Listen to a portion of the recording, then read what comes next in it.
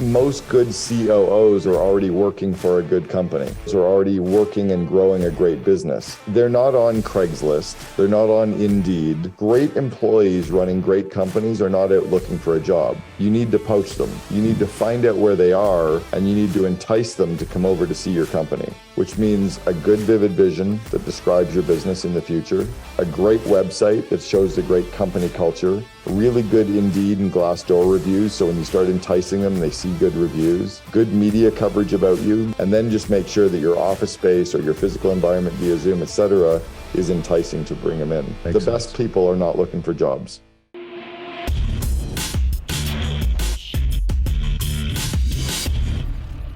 What's going on, everybody? Welcome to the show. Today's guest, I'm excited about, and I mean that, and I'll explain it in a moment. His name is Herold. Cameron, I hope it's okay with you. I actually today I set up an account with ChatGPT. I'm a later adopter, and I had it write your bio. Can I try it? Let's do this. Yeah, I've been all over. We actually had an expert on AI speak to our COO Alliance yesterday, so I'm obsessed with everything AI right now. But yeah, let's do this. Today will go down in infamy. It's the day I signed up for it. So here's what it says. Cameron Herold is an entrepreneur, author, business consultant. He's the author of Second in Command, a book that explores the critical role of a COO in growing a company. As the former COO of 1-800-GOT-JUNK, Cameron helped grow the company from 2 million to over 100 million in revenue. He's also the founder of the COO Alliance, a peer network for second in command leaders that provides mentorship, training, and community. Cameron is a highly sought after speaker and coach, known for his expertise in leadership, team building, and rapid business growth. How'd it do, Cameron? Wow. That's like crazy accurate and super strong. Yeah, that's amazing. Not bad. I have a new use of AI. In full transparency, whatever bio was put in the link for this podcast got cut off. And rather than ask your assistant for the rest of it, I thought, no, it's amazing. AI. I'll give you an AI one that I heard of yesterday that blew my mind.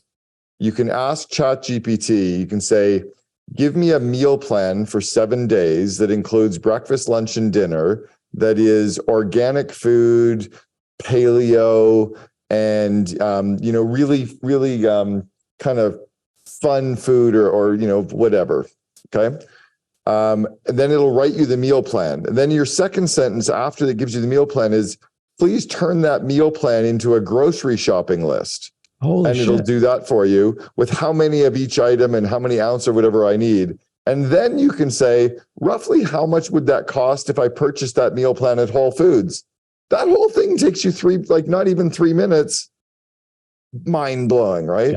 Yeah. I mean, again, I'm new today. So one of the things I did was my wife loves the beach. We live in Punta Cana. What are the 5 best beachfront restaurants? And we've been to a few. And the first 3 we've been to, the last 2 we haven't. So I'm like, 1 minute date night. People be like, Google it. I'm like, yeah, but then it's like Travel Advisor says this and this site says that. Like, this gave me meat on all of it. So what'd you drop in here?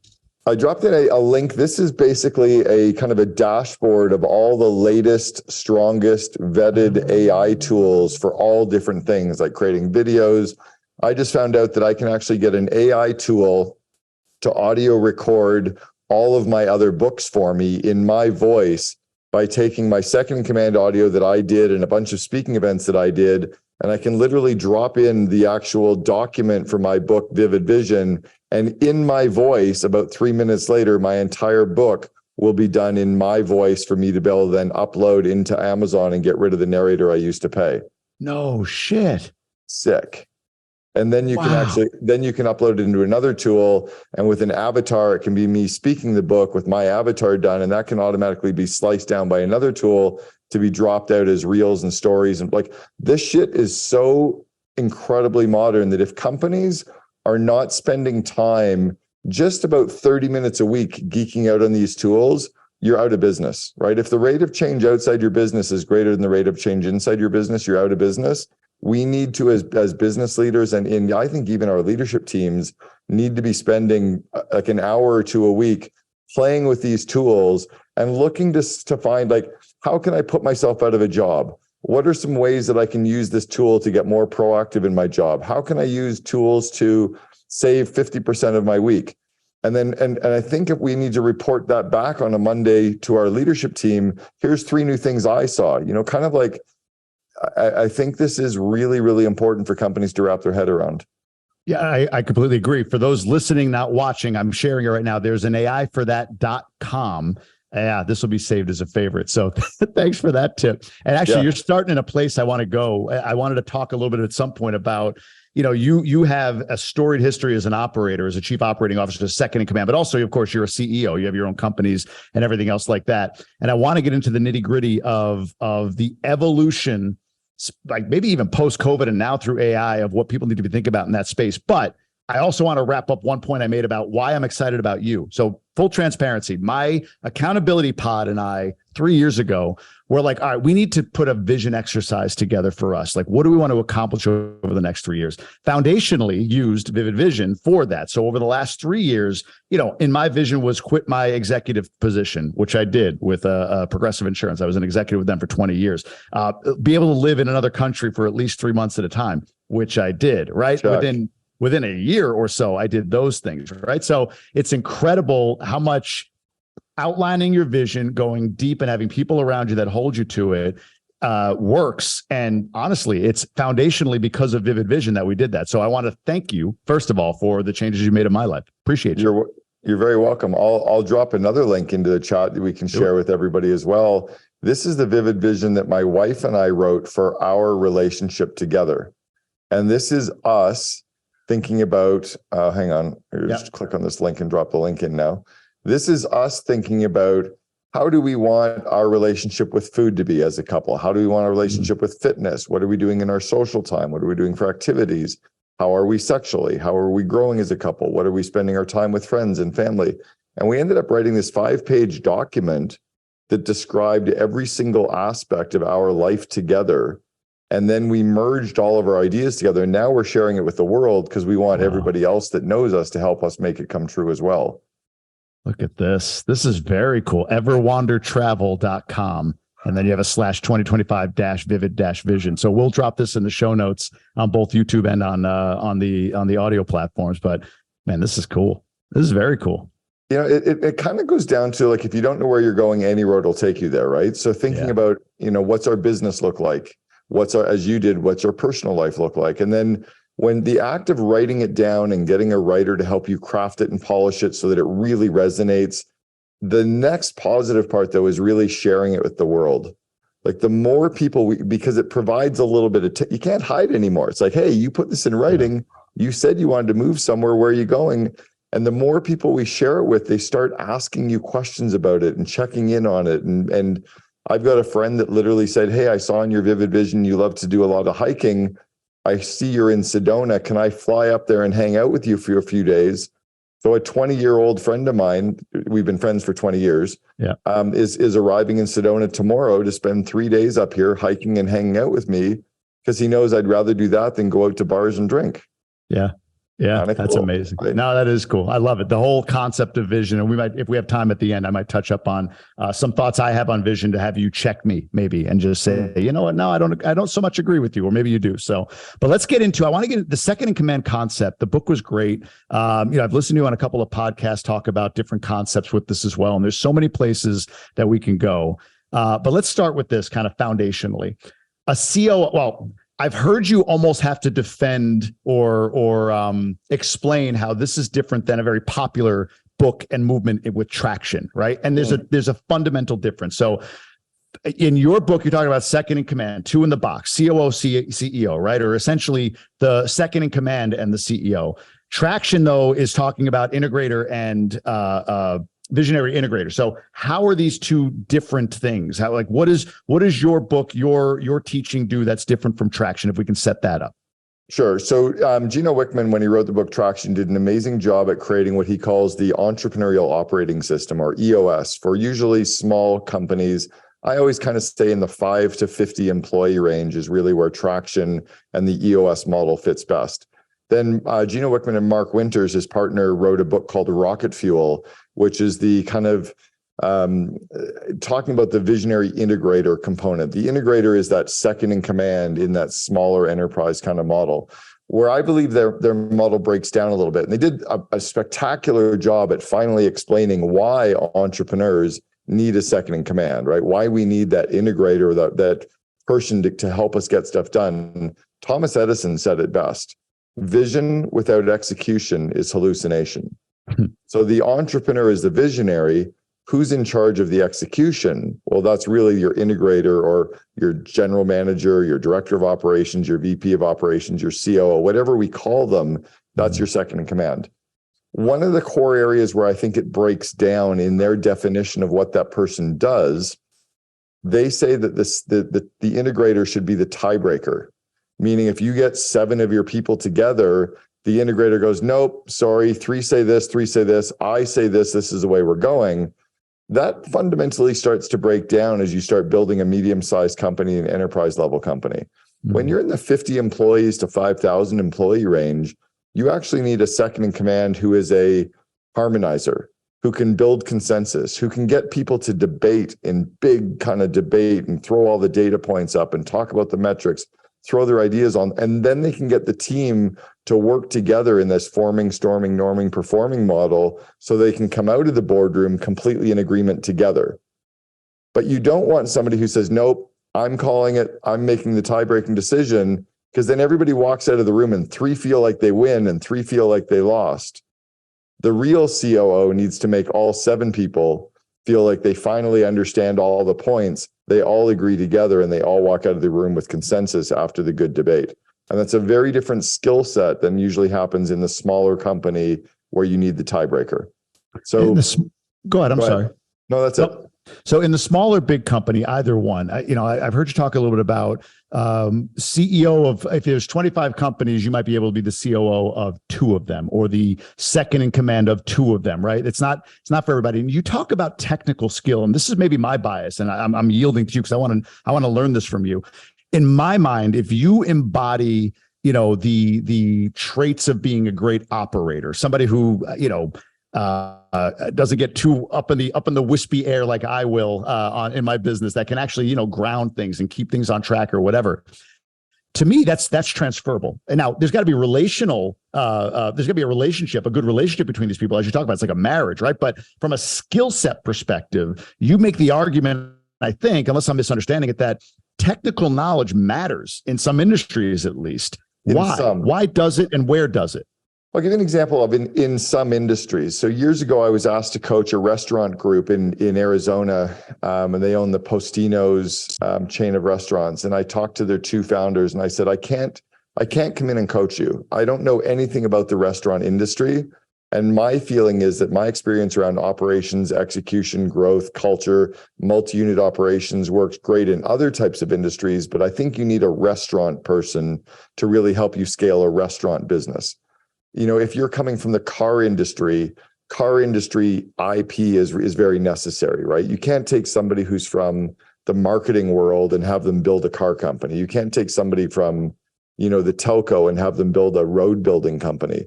There's usually if you're around engineering or any kind of technical IP, I think that's where you need someone from within the industry who has very strong operational depth. What's really weird though about the second in command role, and the reason why I say that, as an example, I was the COO for 1-800-GOT-JUNK. I grew them from 2 million to 106 million in revenue in 6 years. I would be a horrible second in command for 95% of the members of our COO Alliance.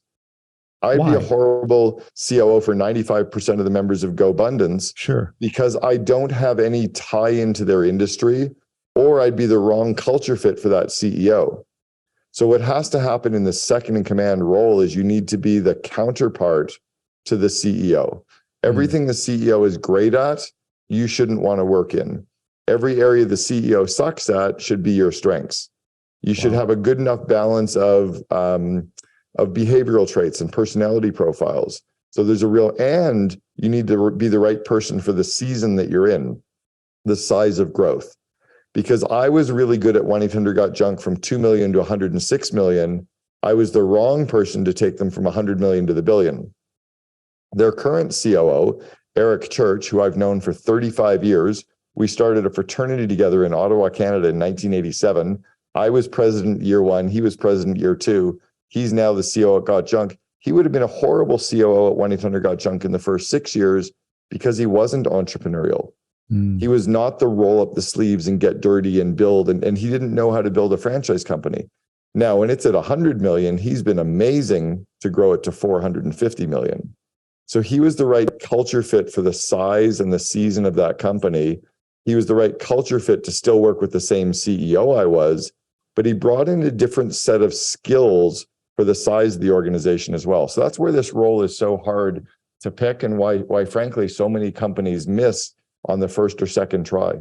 Because they're missing the technical need, or because they're missing the cultural need, or both? I'm trying to delineate that a little bit. Like, what I hear is the COO has to execute you've said it a few times, the culture in the book. It really makes a great point about it. Like, they have to execute the culture. And in my mind, at least, that's still very transferable. So where's the mistake? It depends. That's what's hard. Yeah. In an earlier size company, you need someone who has the technical and the kind of behavioral traits and the match. As the company scales, you often still need that technical strength. If you're going to come in as the second in command for a law firm, you probably want to understand law and understand how law firms operate. Makes sense. It's hard, but if you're the head of a consumer packaged goods industry and you're selling natural food, or you're going to go out and sell dog food, or you're going to go out and sell, crackers, that's fairly transferable. If you're in consumer packaged goods, you're a consumer. Do you follow? Yeah. If you're in the vehicle sector, you can probably move from cars to trucks, but you probably can't move from cars to planes. Makes sense. Right. Okay. I get that. Yeah. The reason I ask is this, because you said it a moment ago, like in the Gobundance world, a lot of the people I work with, guys that have built companies that might be, 50 plus employees at this point, the whole traction thing, like, I need my integrator. It's almost like a phraseology. Like, I think there's a guy, do you know Matt King? Are you familiar with David Osborne's right-hand guy? I know David very well. No, I didn't know Matt. So Matt is like, you used to be said, I need a Cameron. It used to be said about you, I need a Cameron. Everybody in Gobundance knows Matt is I need a Matt, right? I need a Matt King. I need a Matt King. So everybody wants that. They want the integrator. And that's what I'm wondering. Like, so what's the guidance on finding the integrator? And let's start with layer one. Is it necessarily a COO? Or is it potentially something less than that, if I may? But so what is the integrator? What should people be thinking about when they think about an integrator? Should they just be thinking, oh no, you need a COO every time? Great question. Two really good questions there wrapped in one. So the first one is, what's the title that we give this second in command? And that's why I even called my book The Second in Command, because it can have very different titles, right? No one is walking around with the term integrator on their business card. Right. No one's really walking around with the title second in command on their business card, right? They have a title. So the title tends to be director of operations, general manager, vice president operations, executive VP, chief operating officer, or COO, or president. But that tends to be the second in command title to the entrepreneur or the CEO. The title that you give someone should be based on their roles and responsibilities, the level of strategic insight that they bring into the operation, and the amount of compensation that you're willing to pay them. So as an example, I had an email this morning from an entrepreneur whose title is CEO. And I knew for sure that she runs a smaller company because I know her and I know her business. And she sent me an email and she said, I need a killer COO to help me grow the company. They need to be amazing. And I emailed her back knowing exactly what her answer was going to be. And I said, what's the compensation for the role of this killer COO? She said 90 to 120,000. So I responded and I kind of laughed and I said, my executive assistant is going to make 90,000 this year. You're talking about hiring a director of operations, not a killer COO. So be careful with giving out these huge titles because no good COO is going to want to work for 90 to 120.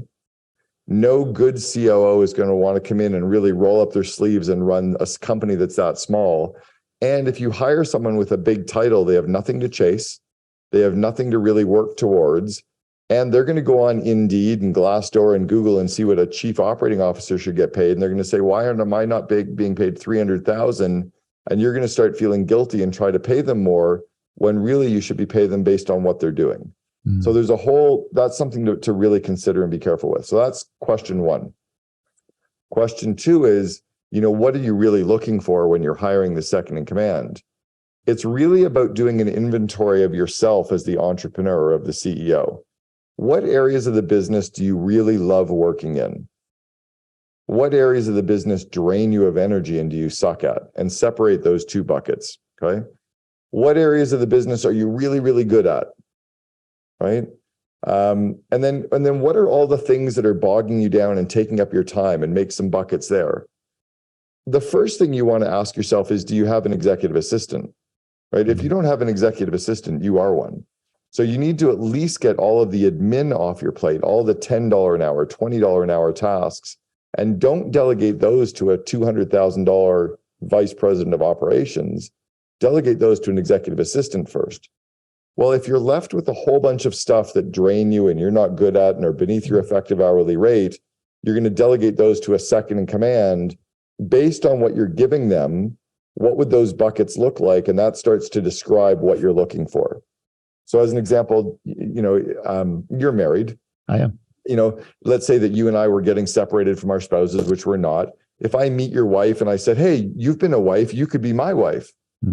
That's ridiculous. Right. I have no idea. I don't know what she's like. I don't know. Like, I love cooking. Maybe she loves cooking. Is that going to be an argument? Or maybe I don't know anything about her temperament or her behavioral traits or what she likes to do for fun. Just because she's a wife doesn't mean she'd be qualified as my wife. So in deciding what we're looking for, it's really describing ourselves first. If I can describe me, I can describe someone who would want to hang out with me, someone who would want to work with me. If I can describe all the areas of the business that I want to hold on to, then I'm going to find a COO that really doesn't want those areas. So as an example, I did not have IT and finance reporting to me because frankly, IT and finance are not my strengths. They overwhelm me. The details confuse the shit out of me. And it's kind of like fingers on a chalkboard to me. But 75% of our COO Alliance members have IT and finance reporting to them. In other companies, the CEO is a very outward-facing business development spokesperson, like a David Osborne, right? Very outward-facing biz dev, sales, marketing, amazing human, kind of a gregarious leader, that kind of a leader. Well, his COO is probably more inward-facing, right? Operations, execution, doesn't need to be on the stage or have the spotlight. Well, if you look at the CEO of Shopify, Tobias Luque is a very inward-facing CEO. Product, IT, finance, the public markets. Their second in command, Harley Finkelstein, is sales, biz dev, marketing, PR, very outward-facing COO. So there's not really an exact description of what it is other than it's your yin and yang. It's the balance to everything that you are. That's how you know what you're looking for, is to know who you are first. As an aside, what is Elon? He feels like he's all of that. Is he an anomaly? Well, Elon's not actually operations. Elon's very, very good and I've known Elon since 1995. I was a reference for Elon and his brother Kimball in their first round of funding for Zip2 because Kimball Musk used to work for me. They had one employee at Zip2 and I was a reference for them with their funding round. So Elon's very, very good at kind of doing seagull management in the right way, like swooping in, flying over an area, not completely shitting all over everybody, but very Steve Jobs in a way. Like, he just notices all the stuff. It drives him crazy. He tells people to get it all fixed, and then he swoops in somewhere else. Yeah. So he doesn't want to sit in the details unless it's the really deep details around like a massive engineering kind of a problem where he can let his computer brain run. But in terms of managing and running the day-to-day with Zip2, that was Kimball Musk. In fact, Kleiner Perkins did not want to back Elon because he'd never done anything. He was way out of the box visionary, trying to build a mapping company on the internet in 1995 before people had email addresses. Right. So they backed them based on Kimball Musk's College Pro painters experience at having run a College Pro franchise, because Kimball had done sales and marketing and operations and finance and running people and had built a business with 12 employees. They decided to back them on that. And they asked for $600,000 and they were given $3 million in funding that night.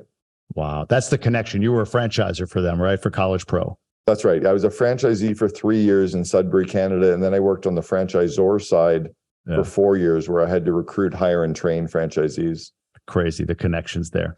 We were bantering about AI at the beginning of this. And I've heard you talk about, maybe in the book, maybe on a podcast, the inverted org chart, right? The two in the box are at the bottom, and sort of, servant leadership is the best summary I could give it. Like, you're the top of the org chart is really the people that you're pouring into, and all of that.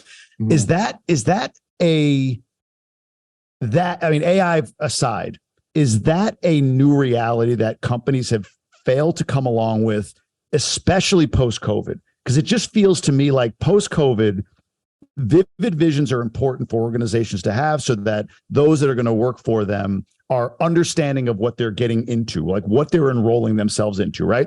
But I feel, and again, you're in this way more than I am, I feel that your inverted org chart speaks to this point that I believe, which is, I think it's more important today that organizations understand the vivid vision of their people, not within the organization even, but just generally, like what do they want to accomplish, and really be enrolled in that first, such that they become enrolled in the organization's vivid vision. Is that true? Yes, very true. And I'll expand on that. Not just do I need to understand the vivid visions of what my employees want to do, I need to understand them as human beings. Right.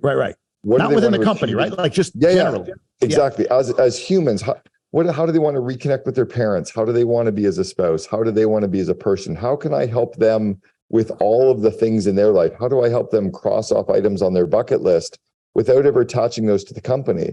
If I can become like a mentor and a friend and a supporter and growing their confidence in the skills as a person, they're going to care about me running a company because no one's ever cared for them like that before. Yep. So it is a bit of that servant leadership. It is, and I don't know where I ever came up with this idea of the upside down org chart, but I just decided to flip it one day and say that the CEO should be at the bottom, supporting the VPs who are supporting the frontline employees, who are supporting the customers, like that inverted pyramid. And then the vivid vision would be above the bottom of the upside down pyramid. So everyone can see where we're going, the customers, suppliers, employees. And then the inside, you build the pyramid, the two walls, the left wall is your core values and the right wall is your core purpose. You build the company inside your core purpose and your core values. I love it. Yeah. Do you feel like you, with your company or your organization, or do you know of other companies through the COO Alliance or other connections you have that have really nailed that concept of understanding the vision of the human? Yeah, Matthew Kelly wrote a book years ago called The Dream Manager, and he's done a really, really good job with getting people to understand the idea of caring about your employees' dreams and goals and personal lives. I do it with a number of my employees in a bunch of different ways. Right now, I've got one employee who's struggling in a relationship, and I'm covering some of his counseling. I've got another guy who is really struggling, wanting to get into fitness, and I'm paying for some of his personal training.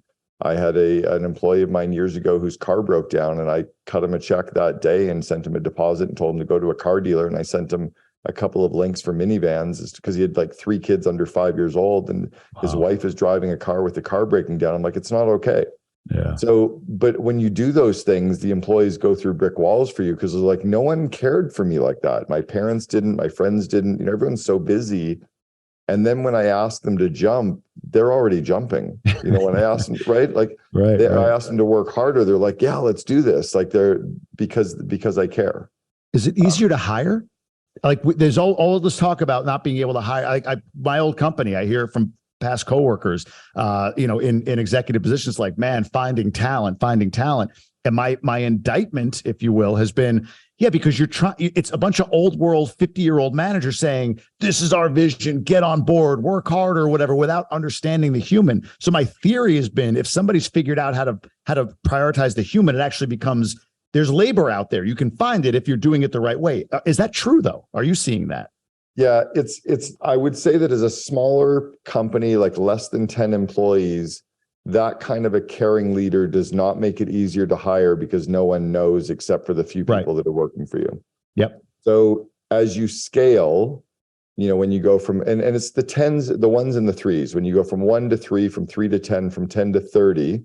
So when you're at about 30 employees, it starts to really help you attract more people because you can get 10 or 20 of your current 30 employees to leave an Indeed review and a Glassdoor review about how great you are. You can get some local media coverage about what a great employer you are. You can get some of your current employees to get some videos that you can put on your website about what a great place to work it is. And you can start becoming a bit of a culture magnet. When you go from 30 to 100 employees, you can stack the reviews. You can get 75, 80, 90 great reviews on Indeed and Glassdoor and tons of videos and YouTube videos about how great of an employer you are. And you can get the media to to work in your favor and win contests. And then it becomes, you're like a magnet for talent. Then it's when we were building 1-800-GOT-JUNK, I think it was 2004, we ranked as the number one company to work for in British Columbia. Yep. 2005, again, number one to work for in British Columbia. In 2006, the number two company in all of Canada to work for. That same year, the other two great companies to work for in British Columbia with Lululemon and Vancouver Olympics. We were the only three companies that anyone wanted to work for in the city. Well, Lululemon was a cult. Vancouver Olympics was throwing money at people because they had 4-year job until the 2010 Olympics. Yeah. And then we were a garbage company. Right. But it's because our culture, we were a little more than a business, a little bit less than a religion. That cult kind of permeated, and that's because we obsessed about people. So yeah, it becomes almost an unfair advantage as you get bigger. And the results are, I mean, I think you were number one in the North America, number one call center in North America when you were at 1-800-JUNK, correct? We were in 2004, we won the number one call center of the year in North America, beat out every other call center. And then we also in 2006 were the number one franchisor in the world from the International Franchise Association based on our franchisees net promoter score. We had a positive 98% franchisee net promoter score. Wow. You talked about cheat codes, I think you called it, or cheat sheets or whatever. Oh, actually, before we get there, I wrote this down. Can you explain tens and threes? What did you mean by that? I don't think I've heard that before. So I don't know where this concept came to me either, but as a company grows, there's an inflection point every time you get to a 1 and a 3, whether it's when you're one employee, right, just you, and you hire a couple people. Hey, now there's 3 of us and I can delegate some stuff and we can get some stuff done. When you get to 10 people, you usually have one person who's now managing a bunch of people for you. So now you have to get results through someone. You can't actually leverage everybody. You're not really sure what people are working on. When you get to 30 employees, you have a management team, probably 5 or 6 people that are managing everyone, and you're managing the 5 or 6 people only. When you go from 30 to 100 employees, you have your first leadership team, like truly seasoned people that have built companies before, and they're more strategic. When you go from 100 to 300, your leadership team elevates so they can actually run a corporation. They can manage the P&L. They understand balance sheets and ratios and metrics and numbers. And you at the CEO can now elevate yourself into strategy and vision and culture, maybe even doing acquisitions and growth in different ways. On the revenue side, it's the same way. From 100,000 to 300,000 to $1 million to 3 million to 10 million to 30, the inflection points are the same. When you're at 300,000, you can afford to hire a couple people. When you're at $1 million, you can afford to hire some people, but not $200,000 people, but maybe a couple $100,000 managers. At 3 million, you can probably hire your first real solid person, right? At 10 million, you can afford to hire, you can buy some talent. You know what's happening in the Bay Area right now? It's funny that 50 years ago, the government was all concerned about predatory pricing. You know, the big bad company that would come in and buy up the industry by pricing at such a low level that no one could compete. And there's laws against predatory pricing, but they've never put laws in place around predatory hiring. And what's happening with all the public companies right now, the Googles, the Facebooks, the eBays, the Slacks, whatever, they're all using all this public money and VC money to overpay to buy up all the talent. So the reason that engineers are making $350,000 is not that they're worth it. It's all these tech companies are saying, fuck it, give them 350, let's give them 4. I don't care, it doesn't matter, because they can buy up all this talent for more than they're really worth. So they don't have to spend forever trying to recruit. Unfortunately, the small business person that can't afford it has to be really scrappy and innovative to try to get to the 10 million mark where they can start to compete on the war on talent. Interesting. Have you seen a company that has a compelling and solid, vivid vision and the right 2 in the box, not scale to 1s and 3s? Have you seen companies fail that go through the motions of, really 2 key lessons of your 6 books, right? Like vivid vision, 2 in the box, the right 2 in the box. Have you seen companies that have done it right, but still couldn't scale or failed? I've seen a couple where the leader was culturally not really aligned. So there was some, ego is the enemy, Ryan Holiday's kind of stuff where ego got in the way. I've seen some stuff where, the industry goes through a massive transformation or a massive, I'll give a great example. And thankfully they turned this company around. But 2.5 years ago, when COVID hit, my sister had 75 employees. She was doing $1 million a month in revenue. She was 20 years running her business. but she ran co-ed intramural sports leagues for people in their 20s and 30s. She had 180,000 people playing in her sports leagues. Jesus. And then when COVID hit, she wasn't allowed to operate at all. Well, you can't tell 180,000 people playing volleyball and soccer and ultimate frisbee and baseball and, ultimate whatever to play on Zoom. How does that work? So She literally went to 3 employees overnight. So there's a company that she almost failed, but she was able to turn it around, built an online business doing games now called Work Play Jam, running fun social events online for people. And when COVID came back around, she was able to really leverage it back, and she's back up and running again. But that's somewhere where amazing vivid vision, amazing 2 in a box. Rob Davies, her COO, has been her COO for 18 years. He's a member of the COO Alliance. They could have failed, but their culture was so strong. Their systems were so strong. They managed the company in such a strong way that they didn't operate with a lot of debt. They operated in a smart way. So when literally the Black Swan event hit, they were able to figure it out because they weren't massively leveraged. They weren't all in, right? They weren't operating in an irresponsible way. But yes, I've seen it, but it's usually because of those 2 things. Either the entrepreneur gets in the way of themselves, or it's a Black Swan event that's, Yeah, that it just happens, right? Environmental factors happen. Back to the cheat sheets real quick. It's funny you mentioned systems as well. And the question is really this. So, you talked about, high school, and man, this resonates with me. Like, study an hour or 2 before, cram it in, get it done, get by, right? 2.4 GPA, whatever. Like, man, that's my language. Like, I didn't have the confidence to understand back then that there's a diminishing ROI on shit I don't care about. Like, I don't give a shit about Machiavellian history or whatever. So I'm not going to spend hours and hours getting the grade you think I should get. I'm going to cram it in, get over it, and then I'm going to move on because I'm never going to touch this shit again, right? Yeah. So you talked about that concept of understanding the cheat sheets, and even how systems are written. I think you said like on Post-it notes, right? Like you kind of go. You're a DI disc. You kind of go, right? So is that serving you, because you're a CEO and you've been a COO? Is that style? Is that way of being? Because I think that resonates with a lot of people that probably listen to this podcast. Is that serving you as a CEO? Like, fast going, back of the napkin processes, just get by, whatever? Or is that serving you as a COO? Both? I'm just kind of curious how that shows up. Both, until you get to around the 100 million mark, when you need to be able to slow it down, be more cross-functional. As both, as COO and CEO? As both. Yeah, okay. As both. See, when you're in a smaller entrepreneurial organization, small to medium-sized companies, momentum creates momentum. Yeah. Perfection doesn't scale. By the time you've perfected it all, 3 other competitors have swooped in and eaten your lunch.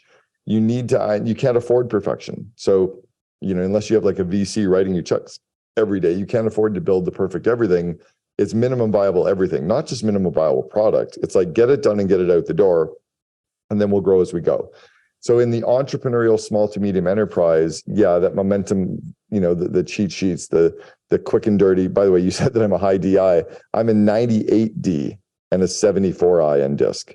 In my Colby profile is 4393. Like, I'm a perpetual motion machine. Sure. So, but that's really good in that entrepreneurial startup stage, until you have this strategic team of leaders that needs us to be more thoughtful, where you make a decision and the impact is too big. You can't, we almost bankrupted 1-800 Got Junk around the 100 million mark because Brian and I were both too entrepreneurial, and we were making it up as we go. And we didn't understand how to leverage the balance sheet. And one day we went to the bank because we just spent $5 million of our own cash on an office reno, a move, bonuses, taxes. We literally drained out $5 million thinking we were smart. We went to the bank to get a credit line. They said, well, we can't loan to you. We're like, why not? We've been profitable for 6 years, number 2 in Canada. Look at our growth. Never had any debt. And they're like, yeah, but you don't have any cash. We're like, I know. That's why we're talking to you. He had to go out and borrow $420,000 from his mom to meet payroll that week. Wow. Then we fired 25 people. Then we called vendors and said, we're not paying them for 3 months. I had vendors screaming at me over the phone. I'm like, you keep yelling. I'm not even putting your name into the lottery to see if I pay you 25%. We were going to pay them 25% of their bill, because we didn't understand. So that entrepreneurial breaks down at a certain stage, but it's critical in the early stage. But you're saying, it's like you said 100 million. So you could be a psycho to 100 million, essentially, right? Like is what I mean, I'm not saying it's like it turns off at 97 million, it's okay, and then at 100 it's not, but like it's that much runway. It's not 3, 4, 5 million. It's in the 8 figures of revenue. Yeah, it's in the 50 to 100 million range that you can actually be that entrepreneurial psycho for sure. Wow. What's ideal? Is it 50, or is it like, right out of the gate? Or do you need that entrepreneurial spirit, do you think, for a startup to really even get into the 10, 20, 30, 50 million? Oh, yeah, absolutely. I don't think anyone who's listening could give us 5 names of entrepreneurs who started companies that weren't manic, weren't ADD, and weren't perpetual motion machines with that, momentum versus like every single company started with minimum viable product. There's not a single company out there where they perfected it all, right? Whether it's Uber. I sat with Garrett Camp at Burning Man in the summer of 2008, and he was explaining Uber to us 2 years before he launched the app, 6 months before he hired Travis to come and work for him. It was very minimum viable product, right? When Elon started Zip2, they were sleeping at the YMCA or sleeping in their office and showering at the YMCA next door. They didn't have it all figured out, but they didn't need to have it all figured out. 1-800-GOT-JUNK, Brian would literally knock on doors in Vancouver asking them if they had junk, and they'd say no. And he goes, but I saw this in your backyard. Like he would literally look over fences to see what junk people had, and then he'd pitch them at the front door. That's crazy. That's not a system.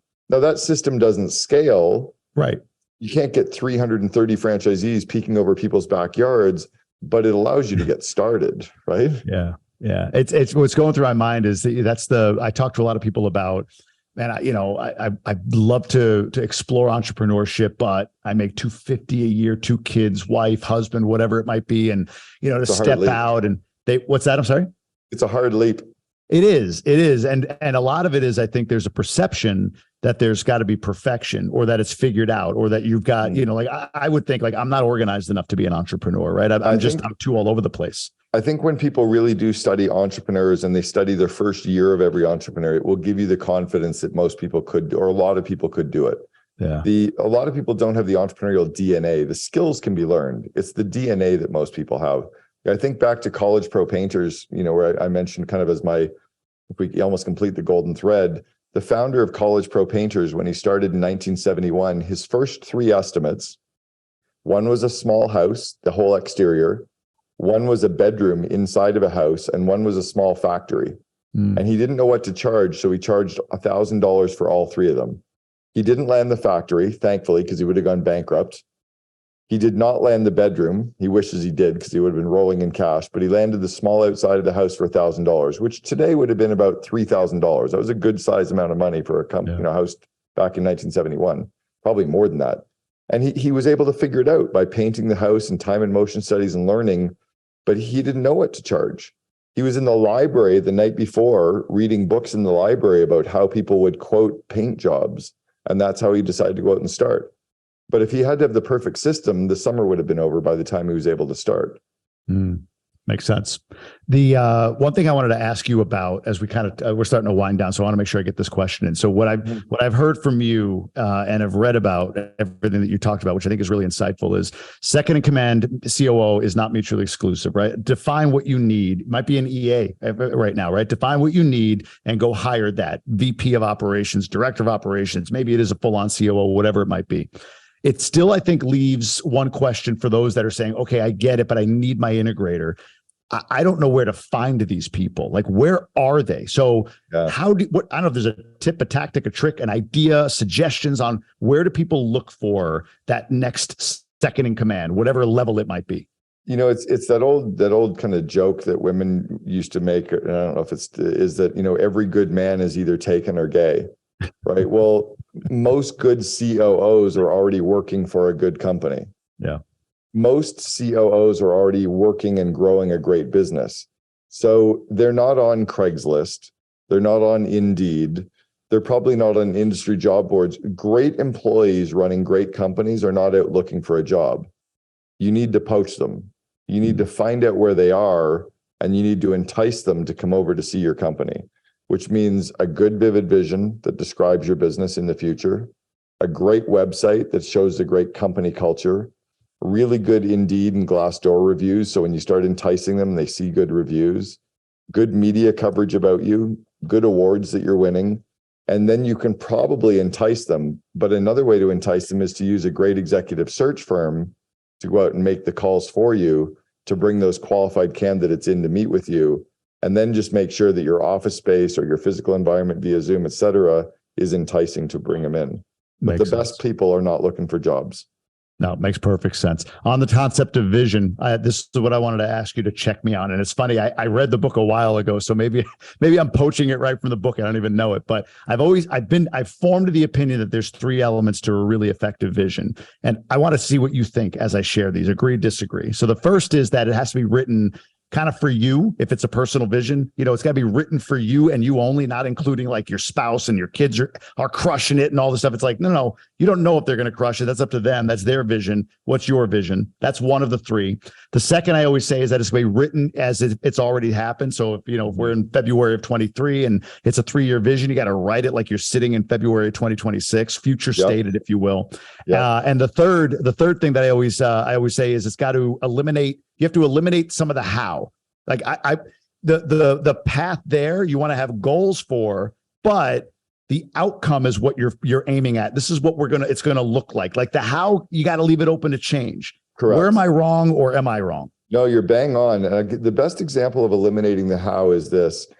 If we were a homeowner and we were going to build it, we wanted a home to be built for us, or we wanted our kitchen to be renovated, we're going to describe what the kitchen looks like in its finished state. We're going to describe what the home looks like when it's built.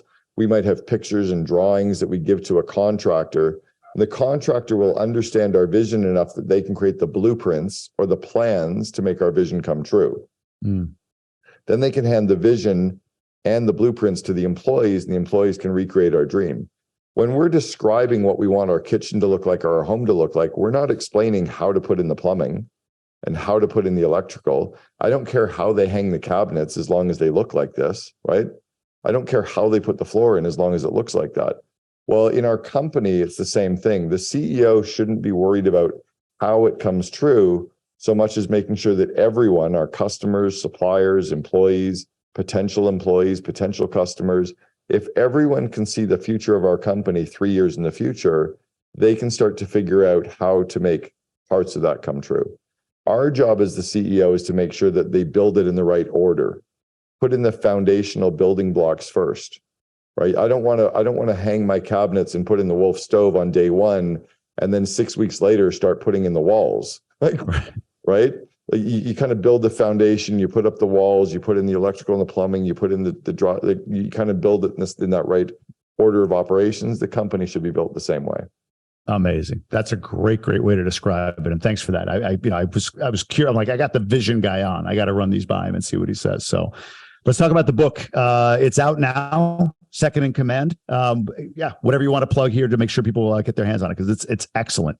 Thank you. Yeah, this book is really written for entrepreneurial and mid-sized companies. So it's really the companies that are in kind of the $1 million to $250 million stage that are really looking to bring on either their first or their third second in command, right? You might be going into your next round of a COO. Like when I left 1-800-GOT-JUNK and they brought in Eric, what are you looking for in your next COO? So it talks about how to recruit them, or first talk about what are you looking for, right? How do you identify what you're looking for? How do you then recruit those people in? How do you interview those people? Once you've got them joining you, how do you onboard them? Because there's a whole process and order of operations to onboard people successfully. And then how do you build that amazing relationship with them so that you build that true yin and yang, or that 2 in a box model with them as well? And then I also even talk at the end is when the party's over, how do you know when it's time to get that next COO for that next stage of growth? Yeah. When you've really gone from the 100 million to 300 million, how do you get somebody to take you to the billion or what have you? Yeah, that really resonated with me. So yeah, I'm available on Amazon. Any websites you want to direct folks to? Where can people follow you or learn more about what you're doing? Yeah, definitely take a look at the COO Alliance for sure. Something we never talked about was the course that I led. It's called Invest in Your Leaders, but if they go to investinyourleaders.com, those are the core 12 leadership skills that everyone needs to be good at to build up any size company. And then all of my books are available on Amazon, Audible, and iTunes. And then also check out our podcast, the Second in Command podcast. People are really devouring that content. I love that. Invest in Your Leaders, same target audience, kind of that $2 million to $250 million entrepreneur. Exactly. Yeah. Once your company gets to around 250 million, you probably have a learning development department. You've got an HR department that's running personal development plans, and you probably have internal training programs. When you're in the $2 million to $200 million phase, you don't have that. And this is an easy way to grow your people. And again, my belief is the more we grow our people's skills and their confidence, the more they can then grow our company. Incredible. Thank you so much for doing this, Cameron. It's been a true pleasure. You're somebody I've followed for a long time, and your work is honestly very impactful for me. So I appreciate you being here, brother. Thanks, Jamie. Appreciate it.